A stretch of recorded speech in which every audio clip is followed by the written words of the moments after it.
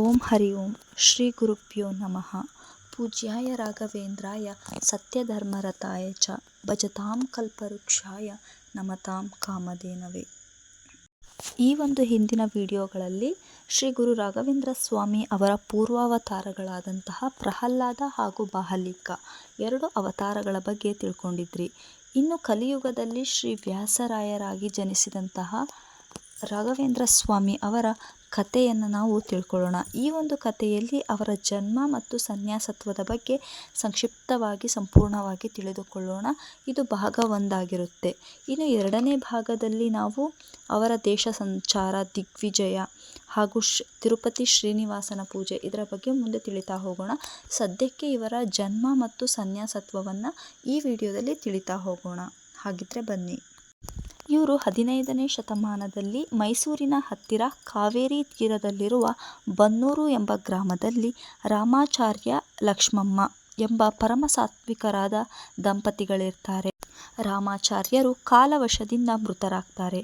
ಅವರ ಪತ್ನಿಯೂ ಕೂಡ ಸಹಗಮನ ಮಾಡಲು ನಿಶ್ಚಯಿಸಿ ಕಾವೇರಿ ಸ್ನಾನಕ್ಕಾಗಿ ಆ ಊರಿಗೆ ಬಂದಿದ್ದ ಶ್ರೀ ಬ್ರಾಹ್ಮಣ ತೀರ್ಥರ ಆಜ್ಞೆಯನ್ನು ಪಡೆಯಬೇಕೆಂದು ಅವರಲ್ಲಿ ಹೋಗಿ ನಮಸ್ಕಾರವನ್ನು ಮಾಡ್ತಾರೆ. ವಿಷಯವನ್ನರಿದ ಸ್ವಾಮಿಗಳು ಅವಳಿಗೆ ಸುಮಂಗಲಿ ಭವ ಎಂದು ಆಶೀರ್ವಾದವನ್ನು ಮಾಡ್ತಾರೆ. ಅದರಿಂದ ಅವಳಿಗೆ ಮತ್ತಷ್ಟು ದುಃಖವಾಗಿ ಅಳಲಾರಂಭಿಸ್ತಾಳೆ.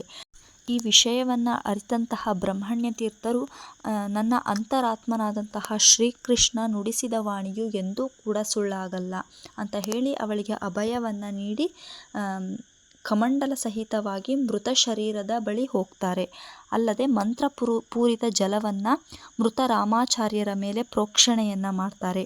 ಅದಾದಮೇಲೆ ಪರಮಾತ್ಮನನ್ನು ಧ್ಯಾನಿಸ್ತಾರೆ. ಆಗ ರಾಮಾಚಾರ್ಯರು ನಿದ್ದೆಯಿಂದ ಎದ್ದವರಂತೆ ಎದ್ದು ಕುಳಿತುಕೊಳ್ತಾರೆ. ರಾಮಾಚಾರ್ಯ ದಂಪತಿಗಳು ಶ್ರೀಗಳವರಿಗೆ ನಮಸ್ಕಾರವನ್ನು ಮಾಡಿ ಸ್ವಾಮಿಗಳ ಆಶೀರ್ವಾದವನ್ನು ಪಡೆದು ನಿಮಗೆ 2 ಮಕ್ಕಳು ಹುಟ್ಟುವರು, ಹಿರಿಯ ಮಗನನ್ನು ನಮಗೆ ಕೊಡಬೇಕೆಂದು ಹೇಳಿ ಹೋಗ್ತಾರೆ. ಅದಾದಮೇಲೆ ರಾಮಾಚಾರ್ಯರ ಹೆಂಡತಿ ಲಕ್ಷ್ಮಮ್ಮ ಗರ್ಭವತಿಯಾಗ್ತಾರೆ.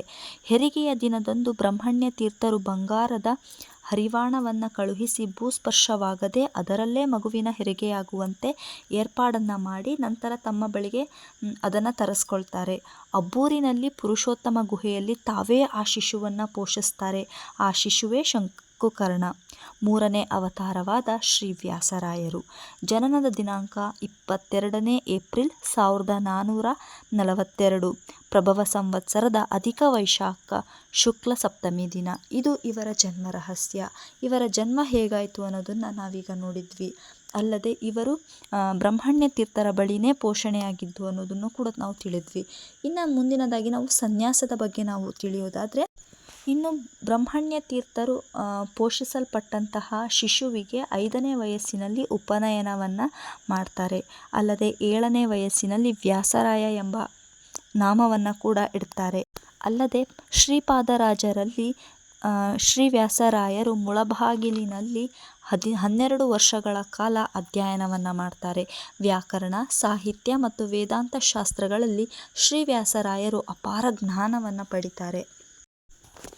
ಇದು ಶ್ರೀ ಗುರು ರಾಘವೇಂದ್ರ ಸ್ವಾಮಿಗಳು ಅಂದರೆ ಕಲಿಯುಗದ ಶ್ರೀ ವ್ಯಾಸರಾಯರ 3ನೇ ಪೂರ್ವ ಅವತಾರ.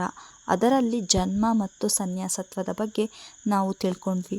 ಇನ್ನು ಇದೇ ಭಾಗವಾಗಿ 2ನೇ ಭಾಗ ಬರುತ್ತೆ. ತುಂಬ ಲಾಂಗ್ ಆದರೆ ವಿಡಿಯೋ ಚೆನ್ನಾಗಿರಲ್ಲ ಅಂತ ಹೇಳಿಬಿಟ್ಟು ಇದನ್ನು ವ್ಯಾಸರಾಯರ ಪಾಠನ್ನು ನಾನು 2 ಭಾಗಗಳನ್ನಾಗಿ ಮಾಡಿದ್ದೀನಿ.